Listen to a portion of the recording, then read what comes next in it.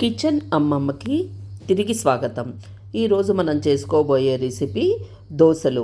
ఈ దోశలు పప్పు నానబెట్టి రుబ్బి చేయటం లేదు, ఇంట్లో మిగిలిపోయిన అన్నంతో చేశాను. అందుకే మీకు అది చూపిస్తున్నాను. మనము ఫుడ్ అనేది వేస్ట్ చేయకూడదు కదా, అందుకనే ఈ రెసిపీ చేశాను.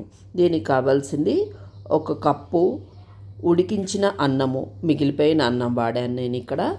ఇది ఒక మిక్సీ జార్లో తీసుకోవాలి. మొత్తం అన్నం అంతా మిక్సీ జార్లో తీసేసుకున్నాను.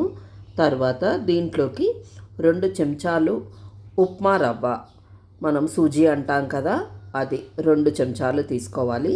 తర్వాత 2 నుంచి 3 స్పూన్లు పెరుగు కొద్దిగా కమ్మగా ఉంటే సరిపోతుంది.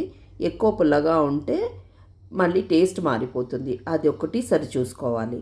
తర్వాత దీనికి సరిపడా ఉప్పు, ఇది కూడా ఇందులోనే వేసేసేయాలి. తర్వాత 1/2 ఇంచు అల్లం ముక్క సన్నగా కట్ చేసేసి ఇది కూడా మిక్సీ జార్లో వేసేయాలి. తర్వాత 3 పచ్చిమిరపకాయలు, ఇది కూడా మిక్సీలోనే వేసేయాలి. 1/2 చెంచాడు జీలకర్ర వేసేసాక దీన్ని మిక్సీలో గ్రైండ్ చేయాలి. ఇది ఈ విధంగా వచ్చింది. అయితే ఇంత గట్టిగా ఉండకూడదు, అందుకని కొద్దిగా నీళ్లు పోసుకుని మళ్ళీ మెత్తగా గ్రైండ్ చేసుకున్నాను. ఇది మెత్తగా పేస్ట్ లాగా వచ్చేలాగా చేసుకోవాలి. సేమ్ మన దోశల పిండి ఎలా ఉంటుందో అలా రుబ్బుకోవాలి.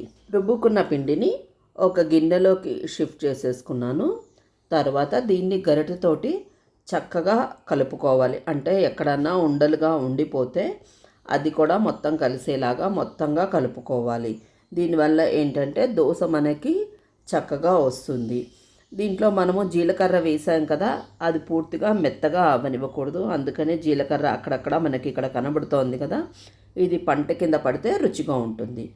ఇప్పుడు స్టవ్ మీద పెనం పెట్టుకొని పెనము వేడెక్కాక గరిటెతోటి మనము పిండి తీసుకుని దోశలాగా వేసుకోవడమే.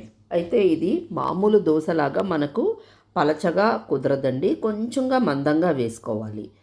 చూడండి, ఇది బాగా పలచగా అయింది. తర్వాత ఇంకొంచెం మందంగా చేశాను నేను.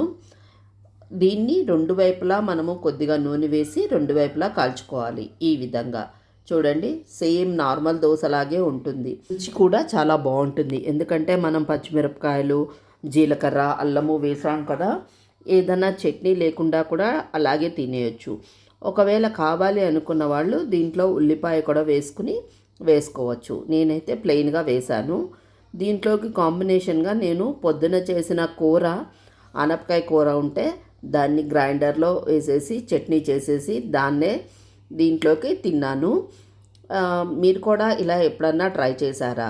లేకపోతే ఒకసారి ట్రై చేయండి. మన పెద్దవాళ్ళు అన్నం పరబ్రహ్మ స్వరూపం అన్నారు కదా, అందుకే మిగిలిన అన్నాన్ని ఇలా పాడేయకుండా ఇలా ఒక్కసారి ట్రై చేయండి. మీకు కనుక నచ్చితే లైక్ చేయండి, షేర్ చేయండి, సబ్స్క్రైబ్ చేయండి.